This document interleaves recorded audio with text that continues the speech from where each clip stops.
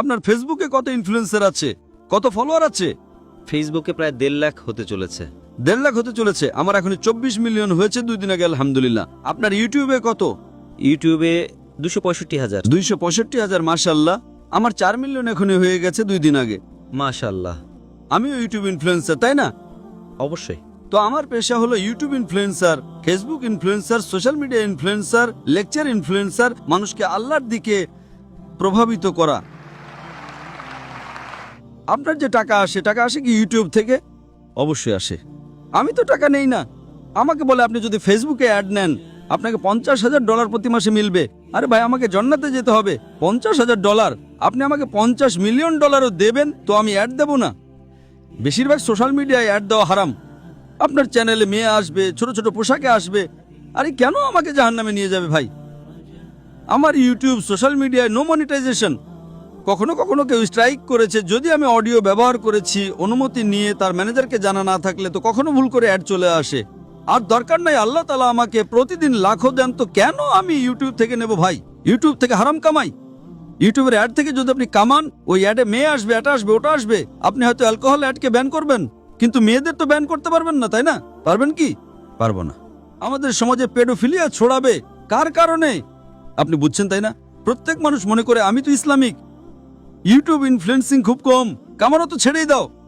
আমি কামাতে পারি, 24 মিলিয়ন ফলোয়ার আছে, ঠিক তাই না? আমার কপি কেউ করতে পারে বিনামূল্যে। আমার ইউটিউবের মাধ্যমে কত লোক $10,000, $50,000 প্রতি মাসে কামায়। থাম্বনেলে কি দেয়? মেয়ের ছবি দিয়ে দেয়। আমার এতে লাখ লাখ, তার উপর 2 মিলিয়ন। আমি সব কামাবো, তাই না? সে কি কামাবে? টাকা। টাকা আর নরক। আমি বললাম নো কপিরাইট।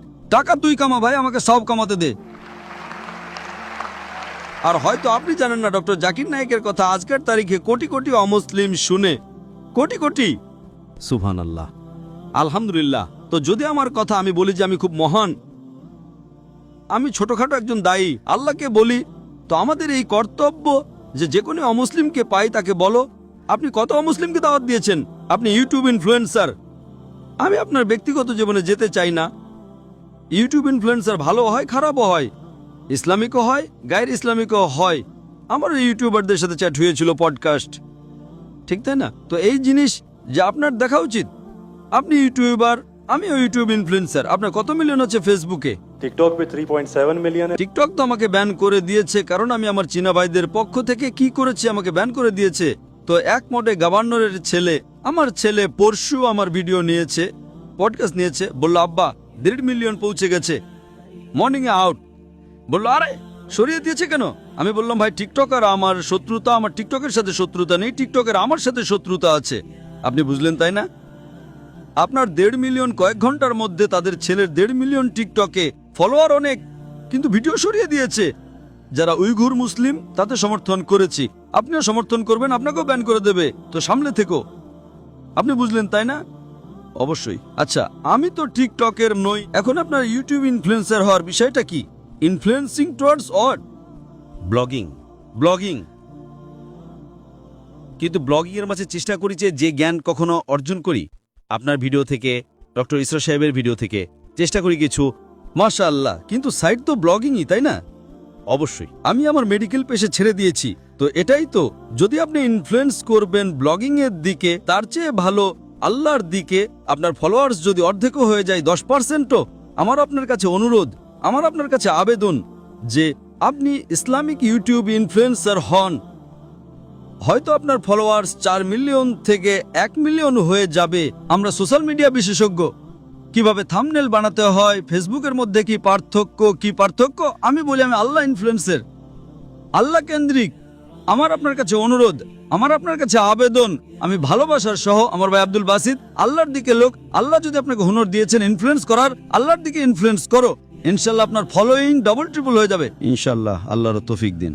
আর আল্লাহ তাআলা আপনাকে রিজিক দেবেন, যে রিজিক আপনার এতে আসবে কেউ বের করতে পারবে না। আল্লাহ দেখেন হারামের রিজিক না হালালের রিজিক।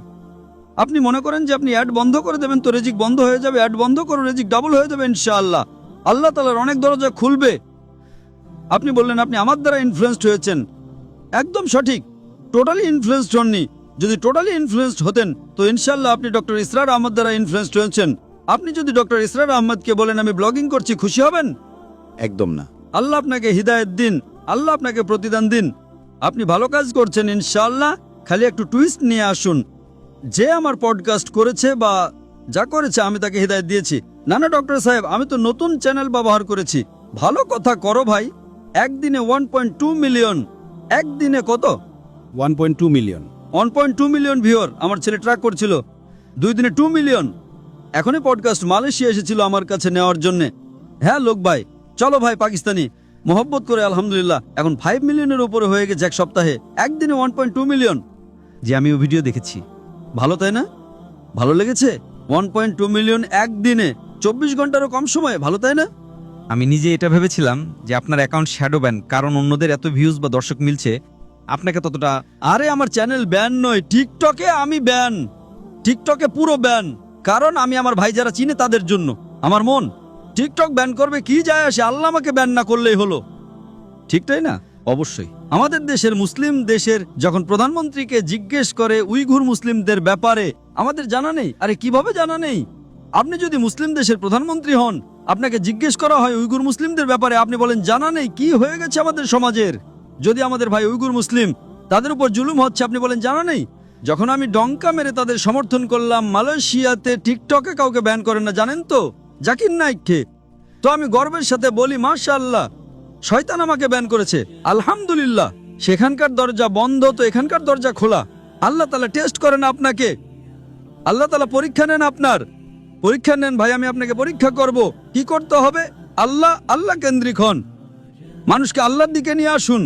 আল্লাহ ইনফ্লুয়েন্সার হন। ইনশাআল্লাহ দুনিয়াতে ফায়দা হবে কি হবে না, আখিরাতে আপনার জান্নাত কনফার্ম। আশা করি উত্তর পেয়েছেন। ধন্যবাদ স্যার।